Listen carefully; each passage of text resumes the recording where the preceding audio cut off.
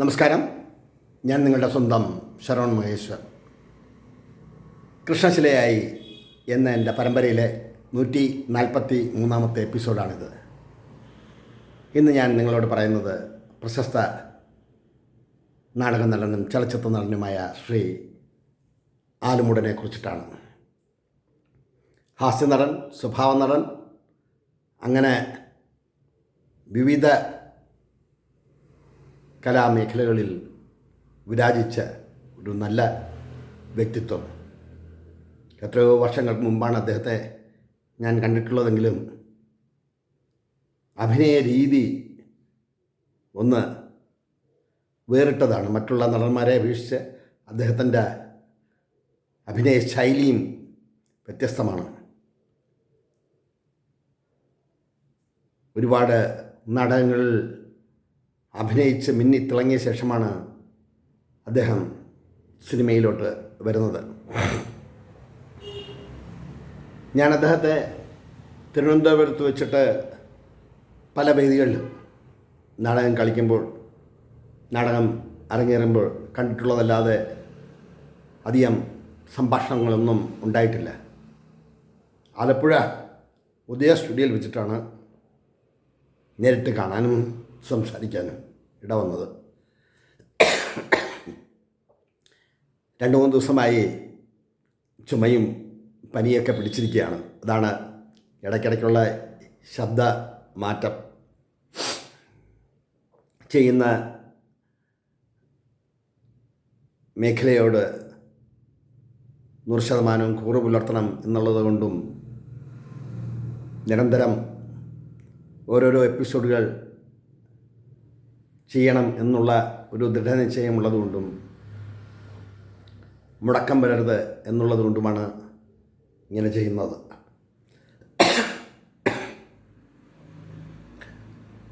ആലപ്പുഴയിലെ ഉദയ സ്റ്റുഡിയോയിൽ വെച്ചിട്ടാണ് ആദ്യമായി കണ്ടുമുട്ടുന്നത്. അവിടുത്തെ ഫ്ലോറിന് പുറത്ത് തലയിലൊരു കെട്ടും കെട്ടി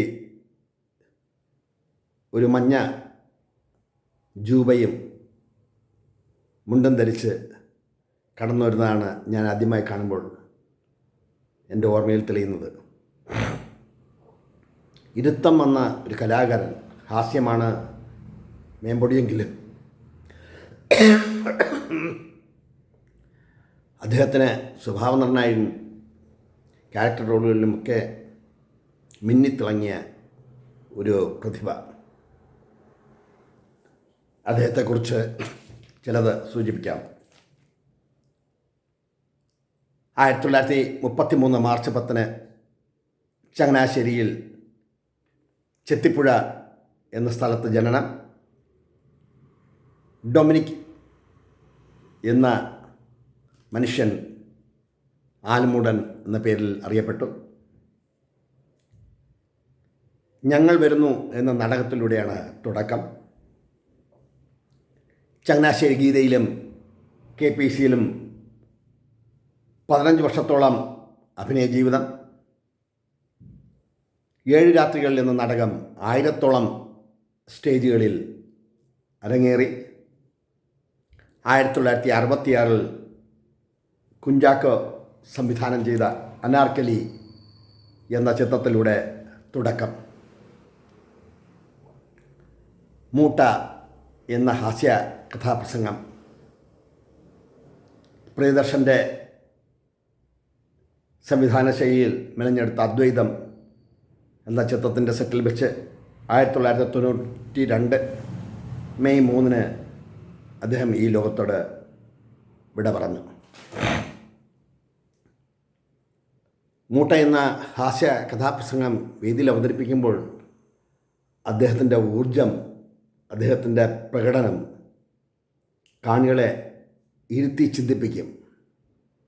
ചിറയൻകീഴ് ശാർക്കര മൈതാനത്തും നിരവധി വേദികളിൽ അദ്ദേഹത്തിൻ്റെ ഈ ഹാസ്യകഥാപ്രസംഗം ഞാൻ കേൾക്കുകയും അദ്ദേഹത്തെ കാണുകയൊക്കെ ചെയ്തിട്ടുണ്ട്.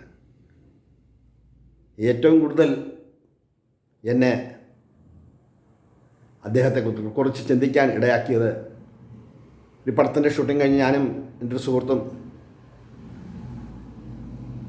ഇദ്ദേഹവുമായി ഇന്നത്തെ പ്രശസ്ത ചലച്ചിത്ര നടി ശാന്തകുമാരിയുമുണ്ട് മാവേലിക്കരയിലേക്ക് പോകുന്ന അവസരത്തിലാണ് ഞാനും അതിൽ കയറുന്നത്. മുൻ സീറ്റിൽ ഡ്രൈവറും ഞാനും, പിൻസീറ്റിൽ ആലുമുടൻ ചേട്ടനും ശാന്ത ചേച്ചിയുമുണ്ട്. ജീവിതത്തിലെ ഒരുപാട് കയ്പേറിയ അനുഭവങ്ങൾ, നാടകവേദികളിൽ അഭിനയിക്കാൻ ചെന്ന് കാശ് കിട്ടാതെ മടങ്ങേണ്ടി വന്ന അവസരങ്ങൾ, നാടകം കഴിഞ്ഞ് മടങ്ങി വരുമ്പോൾ അടുത്ത വേദിയിലേക്ക് പോകാനുള്ള ഒരുക്കങ്ങൾ, അങ്ങനെ വിഷമങ്ങളും ആദികളും വ്യാധികളും ഒക്കെ നിറഞ്ഞ കലാജീവിതം.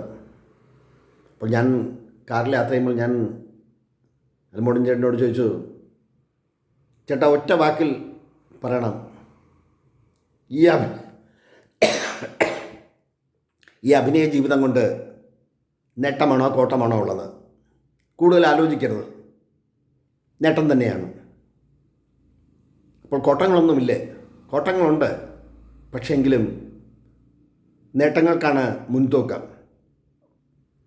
കാരണം ഒരു സാധാരണക്കാരനായ എന്നെ ഇന്ന് നീ അറിയുന്നതും ഈ ലോകം അറിയുന്നതും ഒരു നടൻ എന്ന പേരിലാണ്. ഇവിടെ എത്രയോ ലക്ഷം പേർ ജീവിച്ചിരിക്കുന്നു. എത്രയോ ലക്ഷം പേരെ പലരും കണ്ട് മടങ്ങുന്നു. നീ എപ്പോഴെങ്കിലും ചിന്തിച്ചിട്ടുണ്ടോ, ഒരു ട്രെയിൻ യാത്രയിൽ ആയിരക്കണക്കിന് ആൾക്കാരാണ് വരികയും പോവുകയും, ബോഗിയിൽ നിന്ന് ഇറങ്ങിപ്പോവുകയും തിരിച്ചു കയറുകയും, അങ്ങനെ തിരുവനന്തപുരത്ത് നിന്നും ഡൽഹി വരെ ഒരു യാത്ര ചെയ്യുമ്പോൾ പതിനായിരക്കണക്കിന് ആൾക്കാരാണ് കൺമുന്നിലൂടെ മിന്നിമറയുന്നത്. പിന്നെ ജീവിതത്തിൽ എപ്പോഴെങ്കിലും നമ്മളവരെ കാണുന്നുണ്ടോ? നമ്മൾ അവരെപ്പറ്റി ചിന്തിക്കുന്നുണ്ടോ? അതേസമയം നീയോ ഞാനോ ഒരു ക്യാമറയ്ക്ക് മുന്നിൽ നിന്ന്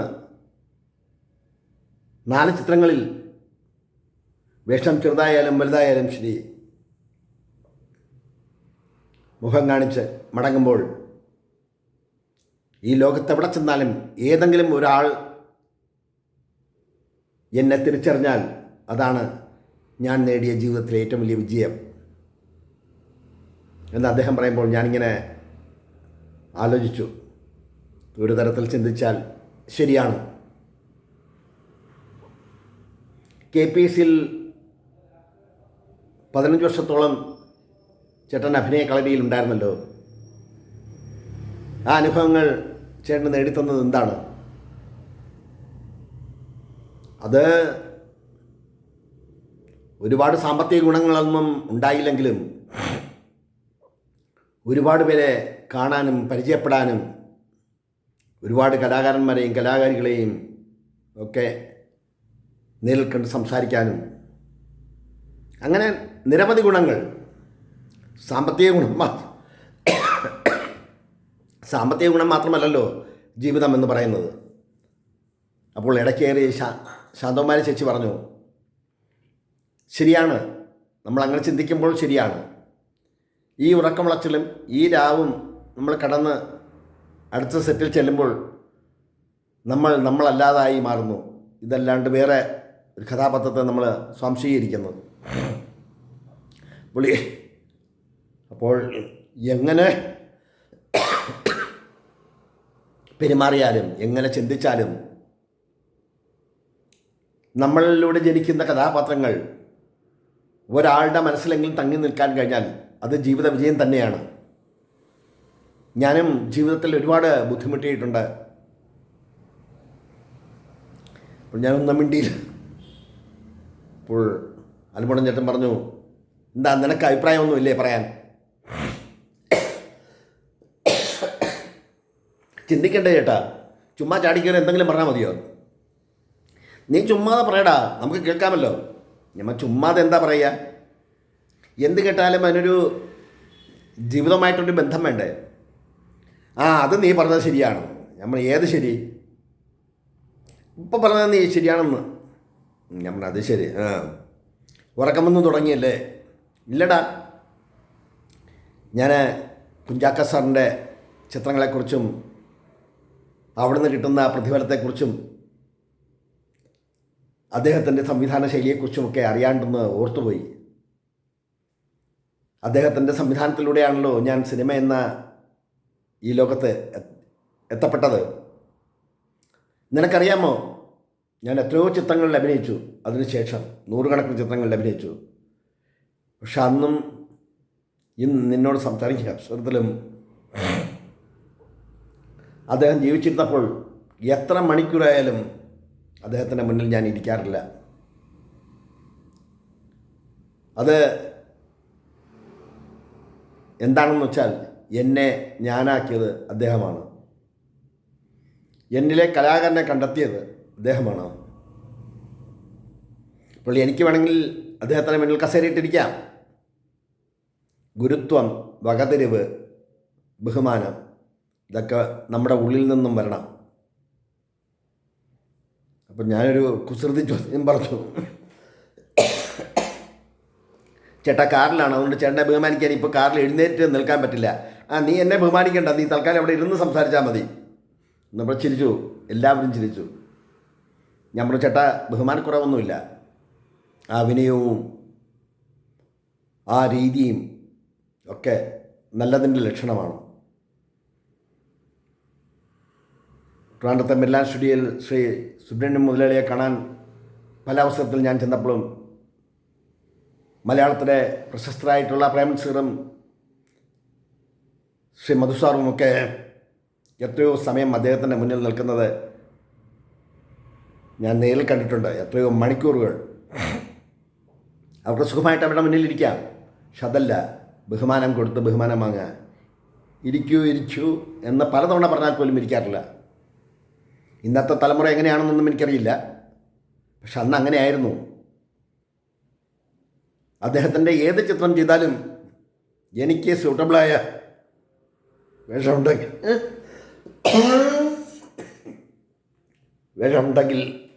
എന്നെ ഏത് ലോകത്തായിരുന്നാലും അദ്ദേഹം വിളിക്കും.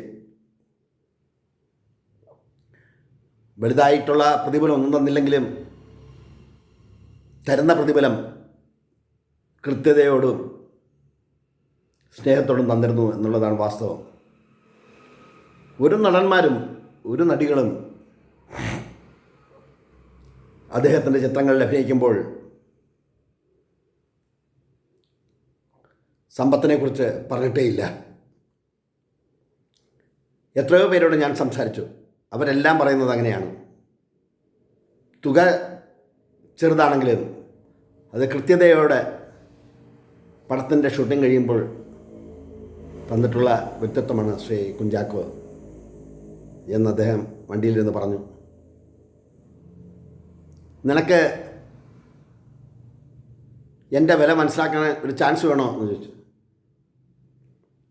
നമ്മൾ എന്ത് ചാൻസ് ചേട്ടാ? ചാൻസ് ഉണ്ടാക്കിച്ചതാ, നീ നോക്കിക്കോ. ഞാൻ എന്നെ പറ്റി നീ ഒന്നും പറഞ്ഞില്ലല്ലോ. അങ്ങനെ വഴിയരികിലുള്ളൊരു ചായക്കടയിൽ വണ്ടി നിർത്തി.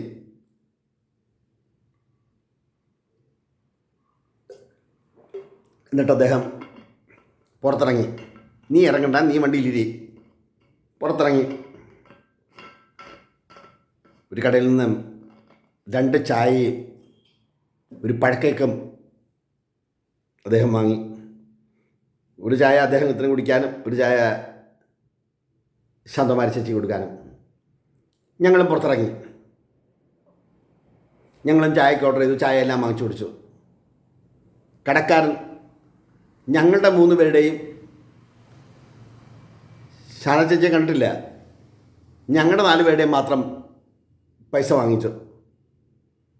ആലുമുണ്ടൻ ചേട്ടൻ്റെ നിന്ന് പൈസ വാങ്ങിച്ചില്ല. അപ്പം അദ്ദേഹം ചിരിച്ചു. എന്നിട്ട് നിർബന്ധിച്ച് കാശ് കൊടുത്തു. ഫോട്ടോ എടുക്കാൻ പറ്റിയില്ലല്ലോ, പാതിരാത്രി ആയിരിക്കുന്നു, കടയെല്ലാം അടച്ചു മുട്ടുന്ന സമയമാണ്. ശരി എങ്കിൽ വരട്ടെ എന്ന് പറഞ്ഞ് അവരുടെ കാശുമെല്ലാം കൊടുത്ത് വണ്ടിയിൽ കയറി വന്നപ്പോൾ നിനക്ക് മനസ്സിലായോ ഒരു കലാകാരന് കിട്ടുന്ന വില? എന്തേ നിന്നെ കണ്ടിട്ട് പൈസ വേണ്ടെന്ന് പറയാത്തത്? നീ കലാകാരനല്ല, ഞാൻ കലാകാരനാണ്. നമ്മൾ സമ്മതിച്ചു, ഇല്ലയെന്ന് പറഞ്ഞില്ലല്ലോ. ഒരു പേപ്പറിൽ എഴുതി തരണോ ചേട്ടാ? വേണ്ട, നീ എഴുതിയൊന്നും തരണ്ട. ഇപ്പം നിനക്ക് മനസ്സിലായില്ലേ? ഞാൻ പറഞ്ഞു കുറച്ച് മനസ്സിലായി എന്ന് പറഞ്ഞു. ചിരിച്ചു. അങ്ങനെ ആ വഴിയിൽ നാടകത്തിൽ അഭിനയിക്കാൻ പോയ കാലത്തുള്ള മാനസിക സംഘടനം നിറഞ്ഞ എത്രയോ രാവുകൾ ഉറങ്ങാൻ കഴിയാതെ ഒരിടത്തു നിന്നും മറ്റൊരിടത്തേക്കുള്ള യാത്ര, അങ്ങനെ ജീവിതത്തിൽ ഒരുപാട് ക്ലേശങ്ങൾ ഞാൻ അനുഭവിച്ചിട്ടുണ്ട്. പക്ഷേ ഇന്ന് ദൈവഹിതത്താൽ എനിക്ക് നല്ല രീതിയിൽ പോകാൻ കഴിയുന്നു. എൻ്റെ നാടകങ്ങളും സിനിമയും വല്ലപ്പോഴുമുള്ള സമയമൊക്കെ ആയിട്ട് നല്ല രീതിയിൽ കടന്നു പോകാൻ കഴിയുന്നു. അന്ന് അദ്ദേഹം വണ്ടിയിൽ വെച്ച് പറഞ്ഞ ഒരു വാചകം ഇന്നും എൻ്റെ മനസ്സിനെ ഓർമ്മിപ്പിക്കുന്നത്, അഭിനയിച്ചുകൊണ്ടിരിക്കുമ്പോൾ വേണം എൻ്റെ ജീവൻ പോകാൻ. അത്രമാത്രം ചേർന്നു പോയി അഭിനയം എന്നത്. അറം പറ്റിയോ അറം പറ്റിയില്ലേ എന്നറിയില്ല. അദ്ദേഹം അദ്വൈതം എന്ന ചിത്രത്തിൻ്റെ സെറ്റിൽ വെച്ച് മോഹൻലാലുമായിട്ടുള്ള സീൻ എടുക്കുന്ന അവസരത്തിൽ നമസ്കരിക്കുന്ന രംഗത്തിലോ മറ്റോ അവിടെ വച്ചാണ് അദ്ദേഹത്തിൻ്റെ അന്ത്യം. അദ്ദേഹം ആഗ്രഹിച്ചതുപോലെ അഭിനയവേദിയിൽ വെച്ച് തന്നെ ഈ ലോകത്തോട് വിട പറഞ്ഞു.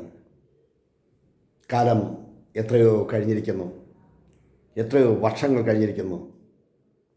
ഇന്നും അദ്ദേഹം പറഞ്ഞ ആ ഒരു വാക്ക്, ഒരു കലാകാരന് കിട്ടുന്ന അംഗീകാരം, ഒരു കലാകാരനാണ് എന്ന് ദ്യോതിപ്പിക്കുന്ന നിമിഷങ്ങൾ, ഒരു കലാകാരൻ എത്ര കാലം കഴിഞ്ഞാലും ഒരാളുടെയെങ്കിലും മനസ്സിൽ നിറഞ്ഞു നിന്നാൽ അതാണ് ജീവിത വിജയം എന്ന് അദ്ദേഹം പറയുകയുണ്ടായി. അത് ശരിയല്ലേ എന്ന് നമ്മൾ ചിന്തിക്കുന്നത് നല്ലതാണ്. ആ രാത്രി കിടന്ന് പിറ്റേ ദിവസം അദ്ദേഹം ഷൂട്ടിംഗ് സെറ്റിൽ അഭിനയ ജീവിതം വീണ്ടും തുടങ്ങുമ്പോൾ ഞങ്ങൾ അവിടെ നിന്നും മടങ്ങി ട്രിവാൻഡ്രത്തിന് വരാനുള്ള ശ്രമത്തിലായിരുന്നു. പിന്നീട് അദ്ദേഹത്തെ ഞാൻ കണ്ടതേയില്ല. കാലം എത്രയോ വർഷങ്ങൾ പിന്നിട്ടിരിക്കുന്നു. ആലമുടൻ എന്ന നടൻ ഇന്നും നമ്മുടെ മനസ്സിൽ ജീവിക്കുന്നുവെങ്കിൽ അദ്ദേഹം വലിയൊരു കലാകാരൻ തന്നെയാണ് എന്നതിൽ ഒരു സംശയവുമില്ല എന്ന് പറഞ്ഞുകൊണ്ട് എൻ്റെ വാക്കുകൾ നിർത്തട്ടെ. നന്ദി, നമസ്കാരം.